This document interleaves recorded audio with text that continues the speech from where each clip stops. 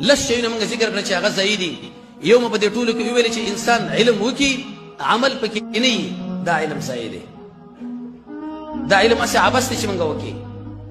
دوی مو ویل چې کله موږ عمل کوو اخلاص پکې نه دا عمل اسه عمل دی عامله الناصبه ور سره پیږي.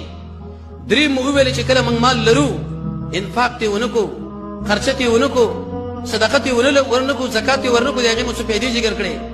څلورم چې زمونږ زړی او د رب العالمین په محبت باندې آباد نه دا زړه دې په تندر ولګي دا ځای دی. پنځم چې زمونږ بدني او د رب العالمین په دې بندګۍ کې مصرف نشي دا بدن کو څومره ښکلی ولې نه څومره سپینه او ښایسته ولې نه دا په مرتبه عدم کې دی. شپږم چې کله موږ د یو چا سره محبت ساتو لیکن د الله رضا پکې نه دا محبت ځای دی.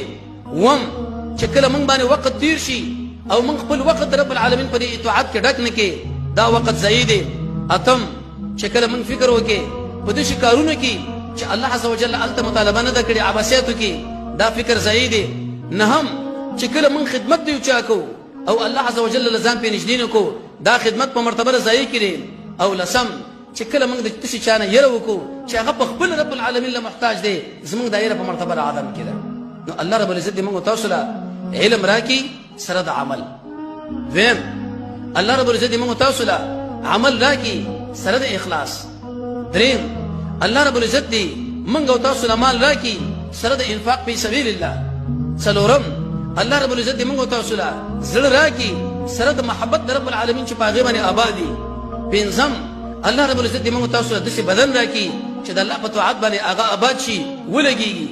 شپږم رب العالمین دې موږ له توفیق د داسې مینې راکړي دی او چا سره چې خالص او خالص رب العالمین رضا یې د بل چا نه. اوم الله رب العزت دې زموږ دا وختونه په داسې کیفیت باندې تیر کړي چې د الله په نیکۍ او بندګۍ باندې موږ دا ډک کړو. اتم الله رب العزت دې موږ له داسې سوچ او فکر راکړي چې په داسې ځای کې مصرف شي چې رب العالمین غوښتي. نهم رب العالمین دې موږ له داسې خدمت را نصیب کړي چې په غیر رب العالمین له ورنږدې شو. او لسم